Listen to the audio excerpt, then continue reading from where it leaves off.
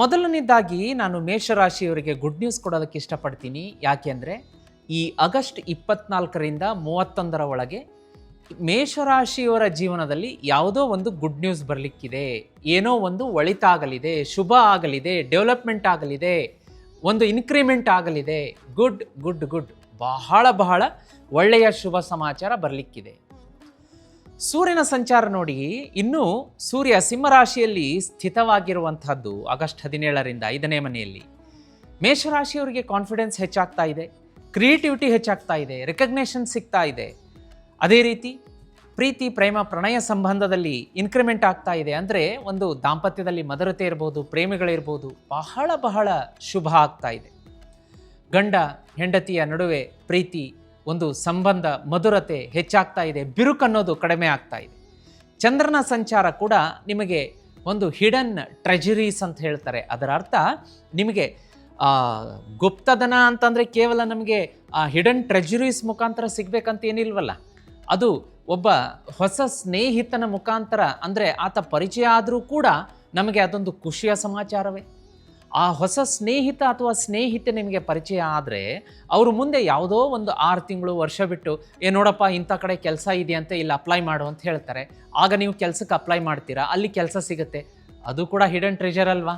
So ಆ ಒಂದು ಸ್ನೇಹಿತಿಯರು ನಿಮಗೆ ಪರಿಚಯ ಆಗದೆ ಹೋಗಿದ್ರೆ ಆ ಕೆಲಸ ನಿಮಗೆಲ್ಲಿ ಸಿಗ್ತಾ ಇತ್ತು ಅಲ್ವಾ? ಸೊ ಹಾಗಾಗಿ ಒಬ್ಬ ಹೊಸ ಸ್ನೇಹಿತರು ಪರಿಚಯ ಆಗ್ತಾರೆ. ಅದೇ ರೀತಿ ಜೀವನದಲ್ಲಿ ಹೊಸ ಅವಕಾಶಗಳು ಹರಿದು ಬರೋದಕ್ಕೆ ಶುರುವಾಗುತ್ತೆ ಚಂದ್ರನ ಆಶೀರ್ವಾದದಿಂದ. ಹೇಗೂ ಶ್ರಾವಣ ಮಾಸ ನಡೀತಾ ಇದೆ.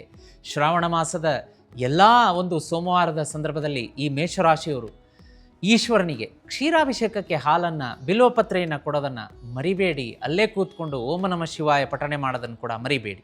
ಅದೇ ರೀತಿ ಮಂಗಳನ ಸಂಚಾರದಿಂದ ಈ ವಾರ ನಿಮಗೆ ಹೆಚ್ಚಿನ ರೀತಿಯಾದಂತಹ ಧೈರ್ಯ ಬರುತ್ತೆ, ಕರೇಜ್ ಬರುತ್ತೆ, ಕಮ್ಯುನಿಕೇಷನ್ ಇಂಪ್ರೂವ್ಮೆಂಟ್ ಆಗುತ್ತೆ, ಶಾರ್ಟ್ ಟ್ರಿಪ್ಸ್ ಇರುತ್ತೆ, ಪ್ರಯಾಣ, ವಿಮಾನ ಪ್ರಯಾಣದ ಯೋಗ ಕೂಡಿ ಬರುತ್ತೆ. ಅದೇ ರೀತಿ ಒಂದು ದಿಟ್ಟವಾದಂತಹ ಗಟ್ಟಿಯಾದಂತಹ ನಿರ್ಧಾರವನ್ನು ತೆಗೆದುಕೊಳ್ತೀರಿ. ಆ ನಿರ್ಧಾರಗಳು ಕೂಡ ನಿಮಗೆ ಫ್ರೂಟ್ಫುಲ್ಲಾಗಿ, ಪಾಸಿಟಿವ್ ಆಗಿ ಕನ್ವರ್ಷನ್ ಆಗುತ್ತೆ. ಇನ್ನು ಗುರುಗ್ರಹದ ಸಂಚಾರವನ್ನು ನೋಡಲಿಕ್ಕಾಗಿ ಈ ವಾರ ಹೆಚ್ಚಿನ ಒಂದು ಆಶೀರ್ವಾದ ಇರುತ್ತೆ.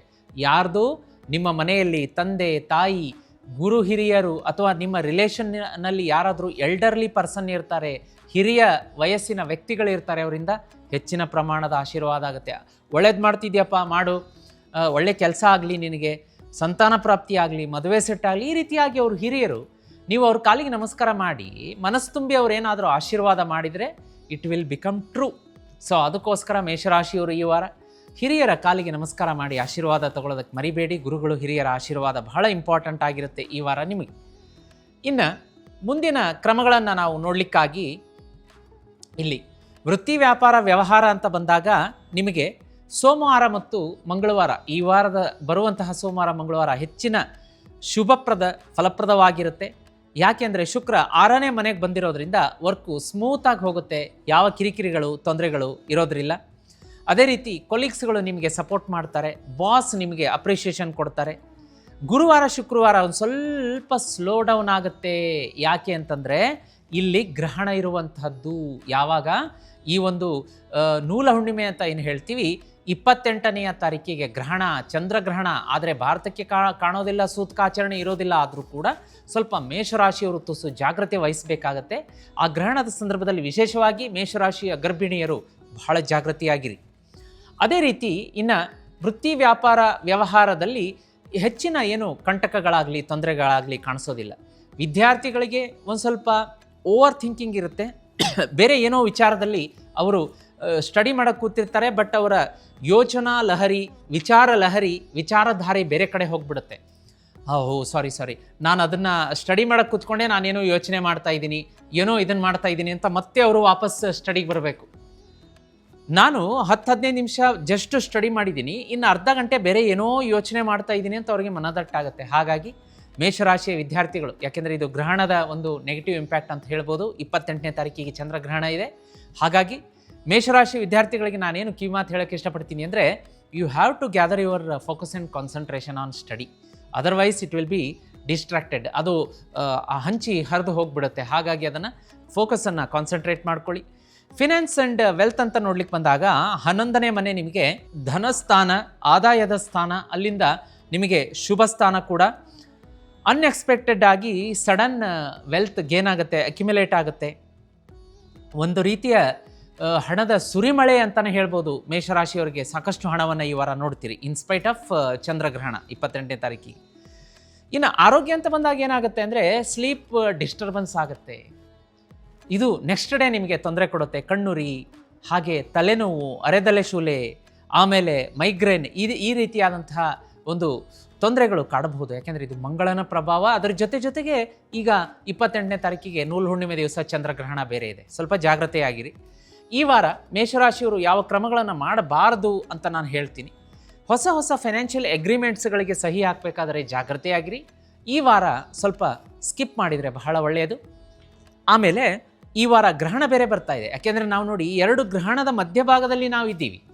ಒಂದು ಈ 12ನೇ ತಾರೀಕಿಗೆ ಸೂರ್ಯಗ್ರಹಣ ಆಗಿರುವಂತಹದ್ದು, ನಾಗರ ಅಮಾವಾಸ್ಯೆ, ಆಟಿ ಅಮಾವಾಸ್ಯೆ ಅಂತ ಹೇಳ್ತಾರೆ. ಆಷಾಢ ಅಮಾವಾಸ್ಯೆ ದಿವಸ ಈ ಸೂರ್ಯಗ್ರಹಣ ಮುಗೀತು. ಮತ್ತೆ ನೆಕ್ಸ್ಟ್ 16 ದಿವಸಗಳ ಅಂತರದಲ್ಲಿ ಈ 28ನೇ ತಾರೀಕಿಗೆ ಚಂದ್ರಗ್ರಹಣ ಬೇರೆ ಸಂಭವಿಸ್ತಾ ಇದೆ. ಹಾಗಾಗಿ ಈ ಒಂದೇ ತಿಂಗಳಲ್ಲಿ 2 ಗ್ರಹಣಗಳು ಬಂದಾಗ ನೀವು ನೋಡ್ತಾ ಇದ್ದೀರಿ, ಪ್ರವಾಹ, ಭೂಕಂಪ, ವಿಮಾನ ಅಪಘಾತ, ಅವಘಡಗಳು, ರೈಲು ದುರಂತಗಳು ಅಥವಾ ಭಯೋತ್ಪಾದಕ ಚಟುವಟಿಕೆಗಳು, ಬಾಂಬ್ ಸ್ಫೋಟದಂತಹ ಘಟನಾವಳಿಗಳು, ಇವು ಎಲ್ಲವನ್ನ ಕೂಡ ನೀವು ಈ 28ರ ಆಸುಪಾಸು ಅಥವಾ ಗಣೇಶ ಚತುರ್ಥಿಯ ಒಳಗಡೆ ಏನೋ ಕೆಲವೊಂದು ದಮನಕಾರಿ ಘಟನೆಗಳು ಅಥವಾ ಒಂದು ಕೆಟ್ಟ ಗುಂಪು, ಅದು ಗ್ರೂಪ್ ಆಫ್ ಏನು ಹೇಳ್ತೀರಿ ನೀವು, ಭಯೋತ್ಪಾದಕರೇ ಅಂತಲೇ ಹೇಳ್ತಾರೆ, ಅವರು ಬಂದು ಒಂದು ಮುಗ್ಧ ಜನತೆಯ ಮೇಲೆ ಬಾಂಬ್ ದಾಳಿ ಮಾಡುವಂತಹದ್ದು ಅಥವಾ ಗುಂಡಿನ ಸುರಿಮಳೆಯನ್ನೇ ಗರಿಯುವಂಥದ್ದು, ಈ ರೀತಿಯಾದಂತಹ ಘಟನಾವಳಿಗಳು ಈ ಸೆಪ್ಟೆಂಬರ್ 14 ತಾರೀಕು ಒಳಗಡೆ ನಡೆಯುವಂಥದ್ದು. ಯಾಕೆಂದರೆ ಗ್ರಹಣದ ಎಫೆಕ್ಟ್ ಇದೆ. ಅದೂ ಅಲ್ಲದೇ ಈ ಸೆಪ್ಟೆಂಬರ್ 30ನೇ ತಾರೀಕು ಮತ್ತು ಆಗಸ್ಟ್ 31 ಗ್ರಹಣ ಆಗಿ 3 ದಿವಸದ ನಂತರ, ಯಾಕೆಂದರೆ ಗ್ರಹಣ 28ಕ್ಕಿದೆ, ಆಗಸ್ಟ್ 31 ಮತ್ತು ಸೆಪ್ಟೆಂಬರ್ 30ನೇ ತಾರೀಕಿಗೆ 2 ಮೇಜರ್ ವಿಮಾನದ ಅವಘಡಗಳು ಸಂಭವಿಸುವಂತಹ ಸಾಧ್ಯತೆ 99.99% ಇದೆ. ಹಾಗಾಗಿ ಆ ದಿನ ವಿಮಾನ ಪ್ರಯಾಣ ಮಾಡುವಂಥವರು ಸ್ವಲ್ಪ ಪ್ರಯಾಣವನ್ನು ರದ್ದು ಮಾಡ್ಕೊಳ್ಳೋದಾಗಲಿ ಅಥವಾ ಮುಂದುಗಡೆ ಹಾಕ್ಕೊಳ್ಳೋದಾಗಲಿ ಅಥವಾ ಅನಿವಾರ್ಯದ ಪರಿಸ್ಥಿತಿಯಲ್ಲಿ ಒಂದು ಬೀಜ ಮಂತ್ರ ಹೇಳ್ಕೊಡ್ತೀನಿ, ಅದನ್ನು ಪಠಣೆ ಮಾಡಿ ಹೊರಟ್ರೆ ಬಹಳ ಒಳ್ಳೆಯದು. ಓಂ ಕೃಷ್ಣಾಯ ವಾಸುದೇವಾಯ ಹರಯೇ ಪರಮಾತ್ಮನೆ ಪ್ರಣತಃ ಕ್ಲೇಶನಾಶಾಯ ಗೋವಿಂದಾಯ ನಮೋ ನಮಃ. ಇದನ್ನು 108 ಸಲ ಹೇಳೇ ಮನೆಯಿಂದ ಹೊರಡಬೇಕು. ವಿಮಾನ ಪ್ರಯಾಣ ಮಾಡೋರು ಅಥವಾ ಪ್ರಯಾಣದಲ್ಲಿ ಕೂತು ನೀವು 108 ಸಲ ಪಠಣೆ ಮಾಡಿದರೂ ಬಹಳ ಒಳ್ಳೆಯದು. 1008 ಪಠಣೆ ಮಾಡ್ಬೋದು. ಮೇಷರಾಶಿಯವರು ವಿಶೇಷವಾಗಿ ಆಗಸ್ಟ್ 31 ಮತ್ತು ಸೆಪ್ಟೆಂಬರ್ 32 ಡೇಟ್ ಸ್ವಲ್ಪ ಅಪಾಯ, ಅವಘಡ, ಅಪಘಾತಗಳ ಸೂಚನೆ ತೋರಿಸುತ್ತೆ. ಬಹಳ ಜಾಗೃತಿಯಾಗಿರಬೇಕಾಗುತ್ತೆ. ಅದೇ ರೀತಿ ಇಲ್ಲಿ ಹಣಕಾಸಿನ ಅಗ್ರಿಮೆಂಟ್ ಬೇಡ. ಗ್ರಹಣ ಇದೆ, ಗ್ರಹಣ ಮುಂದಿಟ್ಕೊಂಡು ಆಮೇಲೆ ಗ್ರಹಣ ಕಳೆದ ಮೇಲೆ ಮಾಡೋದು ಬೇಡ. ಒಂದು ಸ್ವಲ್ಪ ಜಾಗೃತಿಯಾಗಿರಿ. ರಿಲೇಷನ್ಶಿಪ್ಪಲ್ಲಿ ಕೆಲವೊಂದು ಸಡನ್ ಮಾತಾಡಿ ಏನೋ ಸ್ವಲ್ಪ ಕಣ್ಣೀರು ಹಾಕ್ಸುವಂಥದ್ದು, ಜಗಳ ಆಗುವಂಥದ್ದು, ಹೆಂಡತಿ ಮುನಿಸ್ಕೊಂಡು ಅವ್ರ ಮನೆಗೆ ಹೋಗುವಂಥದ್ದು, ಇಂಥದ್ದೆಲ್ಲ ಆಗ್ಬೋದು. ಮಕ್ಕಳ ವಿಚಾರದಲ್ಲಿ ಕೂಡ ಏನೋ ಸ್ವಲ್ಪ ರಾಂಗ್ ಡಿಸಿಷನ್ ತೊಗೊಂಡು ಮಕ್ಕಳು ಕೂಡ ನಿಮ್ಮ ಜೊತೆಗೆ ಮಾತು ಬಿಡುವಂಥದ್ದು, ಇಂಥದ್ದೆಲ್ಲ ಕಾಣಿಸುತ್ತೆ. ಅದೇ ರೀತಿ ದೇಹ ಏನು ನಿಮಗೆ ಸೂಚನೆ ಕೊಡುತ್ತೆ, ರೆಸ್ಟ್ ತೊಗೋಬೇಕು, ಸರಿಯಾದ ಸಮಯಕ್ಕೆ ನೀರು, ಊಟ, ಆಹಾರ, ತಿಂಡಿ ಅದನ್ನು ಸ್ಕಿಪ್ ಮಾಡಬೇಡಿ. ಅದೇ ರೀತಿ ಯಾವುದಾದ್ರೂ ಫ್ರೆಂಡ್ಶಿಪ್ಪಲ್ಲಿ ಸಡನ್ ಪ್ಯಾನಿಕ್ ನ್ಯೂಸ್ ಬಂದರೆ ಪ್ಯಾನಿಕ್ ಆಗಕ್ಕೆ ಹೋಗಬೇಡಿ. ಯಾಕೆಂದರೆ ಅದು ಸ್ವಲ್ಪ ನಿಮ್ಮ ಹೃದಯಕ್ಕೆ BP, ಡಯಾಬಿಟಿಸ್ಗೆ ಕಾರಣ ಆಗಬಹುದು. ಒಂದು ಸ್ವಲ್ಪ ನೋಡ್ಕೊಳ್ಳಿ. ಈ ವಿಶೇಷವಾದಂತಹ ಒಂದು ಆರೋಗ್ಯದ ಮಾಹಿತಿಯನ್ನು ಕೂಡ ನಾನು ನಿಮಗೆ ಹೇಳಿದೆ, ಏನೇನು ಮಾಡಬಾರ್ದು, ಏನೇನು ಮಾಡಬೇಕು ಅಂತ ಹೇಳಿ. ಇಲ್ಲಿ ಇನ್ನೂ ಒಂದು ಹೇಳೋಕ್ಕೆ ಇಷ್ಟಪಡ್ತೀನಿ. ಅದೇನು ಅಂತಂದರೆ ಸ್ವಲ್ಪ ಓವರ್ ಆಗಿ ಡಿಪ್ರೆಸ್ ಆಗುವಂಥದ್ದು, ಆ್ಯಂಗ್ಸೈಟಿ ಇರಬಹುದು, ಓವರ್ ಟಯರ್ಡ್ನೆಸ್ ಆಗುವಂಥದ್ದು, ಇದೆಲ್ಲ ಆಗುತ್ತೆ. ಎಮೋಷ್ನಲ್ ಸೆಲ್ಫ್ ಕೇರ್ ಬೇಕು, ಎಮೋಷ್ನಲ್ ಸಪೋರ್ಟ್ ಬೇಕಾಗುತ್ತೆ ನಿಮಗೆ. ಅದರ ಬಗ್ಗೆ ಒಂದು ಸ್ವಲ್ಪ ಜಾಗೃತಿಯಾಗಿರಿ. ಇನ್ನು ಈ ವಾರದ ಲಕ್ಕಿ ಎಲಿಮೆಂಟ್ಸ್ಗಳನ್ನು ನೋಡಿಬಿಡೋಣ. ನೋಡಿ, ವಾರದ ರೆಮಿಡಿಗಳು ಕೂಡ ಇದೆ. ಈ ವಾರ ಕ್ರಿಮ್ಸನ್ ರೆಡ್ ಕಲರ್ ಅಂತ ಹೇಳ್ತೀವಿ ಮತ್ತು ಗೋಲ್ಡನ್ ಆರೆಂಜ್ ಕಲರ್ ಆಗಿ ಬರುತ್ತೆ. ನಂಬರ್ 19 ಶುಭ. ಯಥೇಚ್ಛವಾಗಿ ಈ ನಂಬರ್ 19 ಸಂಖ್ಯೆಯನ್ನು ಬಳಸಬಹುದು. ಮಂಗಳವಾರ, ಗುರುವಾರ ಶುಭ ಸಮಾಚಾರ ಬರುತ್ತೆ. ದಕ್ಷಿಣ ದಿಕ್ಕು ಈ ವಾರ ಆಗಿ ಬರುತ್ತೆ. ಆಂಜನೇಯ ಮತ್ತು ವಿಷ್ಣು ರೆಮಿಡಿ ನಿಮಗಾಗತ್ತೆ. ಅಲ್ಲದೆ ವೀಕ್ಷಕರೇ, ನೋಡಿ, ಈ ಶ್ರಾವಣ ಮಾಸದ ಶುಭ ಸಂದರ್ಭದಲ್ಲಿ ನಾವು ಪ್ರತಿದಿನ, ಶ್ರಾವಣ ಮಾಸ ಅಂದ್ರೇ ಆ 30 ದಿನಗಳ ಕಾಲ ಪ್ರತಿದಿನವೂ ಕೂಡ, ಪ್ರತಿ ಕ್ಷಣವೂ ಕೂಡ ಶುಭ ಶುಭ ಶುಭ. ಇದರಲ್ಲಿ ಅಶುಭ ಅನ್ನುವಂಥ ಮಾತೇ ಇಲ್ಲ. ಶ್ರಾವಣ ಮಾಸ ಅತ್ಯಂತ ಪವಿತ್ರ ಮಾಸ. ಈಶ್ವರ ಭಕ್ತಾದಿಗಳ ಒಂದು ಆಲಿಕೆಯನ್ನು, ಕೋರಿಕೆಯನ್ನು, ವಿಷಯಗಳನ್ನು ಕೇಳೋದಕ್ಕೆ ಖುದ್ದಾಗಿ ಕೂತ್ಕೊಳ್ಳುವಂತಹ ವಾರ. ಹಾಗಾಗಿ ನಾವು ನಿಮ್ಮ ಕೋರಿಕೆಗಳನ್ನು ನಾವು ಕೇಳ್ತೀವಿ. ಈಗ ಯಾವ ಮುಖಾಂತರ ಅಂದರೆ ಸ್ಕ್ರೀನ್ ಮೇಲೆ ನಂಬರ್ ಕಾಣಿಸ್ತಾ ಇದೆ. ಆ ನಂಬರ್ಗೆ ನಿಮ್ಮ ಹೆಸರು ಮತ್ತು ನಿಮ್ಮ ಫ್ಯಾಮಿಲಿ ಮೆಂಬರ್ ಹೆಸರನ್ನು ಕೊಡಿ. ಅದನ್ನು ಆಧಾರವಾಗಿಟ್ಕೊಂಡು ನಮ್ಮ ಜೀತ್ ಮೀಡಿಯಾ ನೆಟ್ವರ್ಕ್ ತಂಡ ಏನು ಮಾಡುತ್ತೆ ಅಂದರೆ ಮಹಾಲಕ್ಷ್ಮಿ ಶ್ರೀಚಕ್ರ ಯಂತ್ರ ಈಗ ಸ್ಕ್ರೀನ್ ಮೇಲೆ ನಿಮಗೆ ಕಾಣಿಸ್ತಾ ಇದೆ. ಆ ಶ್ರೀಚಕ್ರ ಯಂತ್ರವನ್ನು ನಾವು ಶ್ರಾವಣ ಮಾಸದ ಪರ್ಯಂತ 30 ದಿನ ಸಿದ್ಧಿ ಪೂಜೆಗೆ ಹಗಲು ರಾತ್ರಿ ಅಷ್ಟಸಿದ್ಧಿ ಪೀಠದ ಮೇಲಿಟ್ಟು ನಾವು ಎನರ್ಜೈಸ್ ಮಾಡ್ತಾ ಇದ್ದೀವಿ. ಎನರ್ಜೈಸ್ ಆದಂತಹ ಶ್ರೀಚಕ್ರ ಯಂತ್ರ 30 ದಿವಸ ಆದಮೇಲೆ ನಿಮ್ಮ ಮನೆಗೆ ಬರುತ್ತಲ್ಲ, ಆಗ ಜೀವನ ಸಂಪೂರ್ಣ ಪರಿವರ್ತನೆ ಆಗುತ್ತೆ. ಟ್ರಾನ್ಸ್ಫಾರ್ಮೇಷನ್.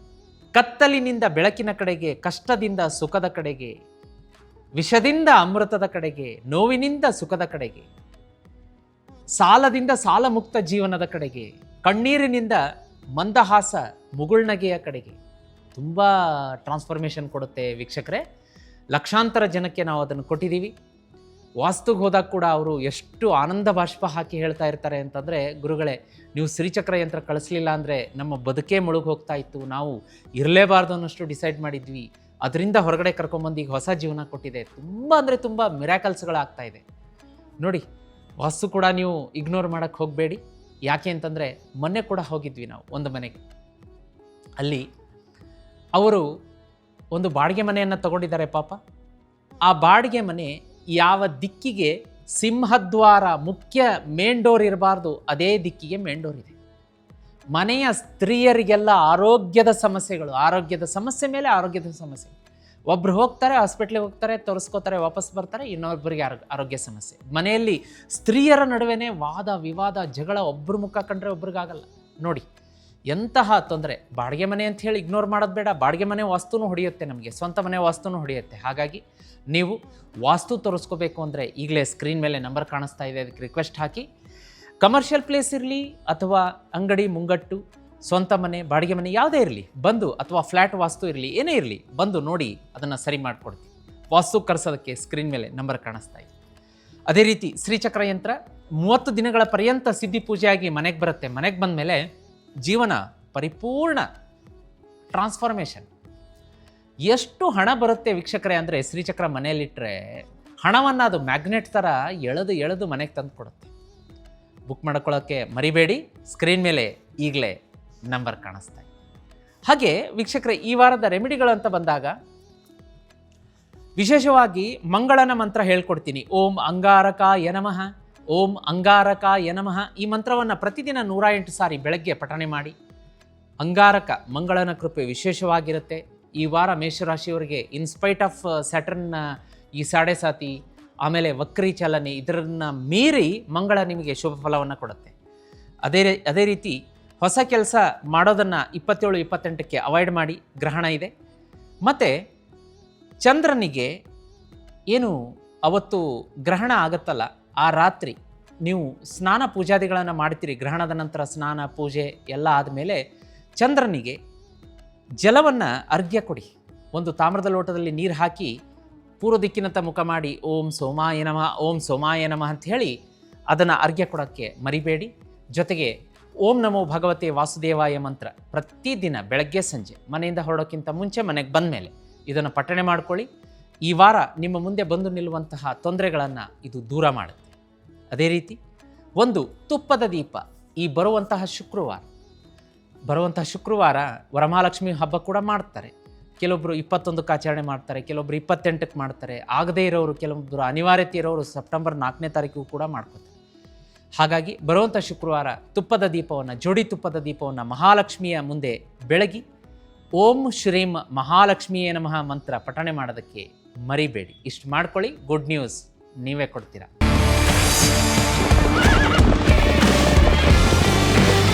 ಜೀತ್ ಮೀಡಿಯಾ ನೆಟ್ವರ್ಕ್ ಎಂದೆಂದಿಗೂ ನಿಮ್ಮೊಂದಿಗೆ.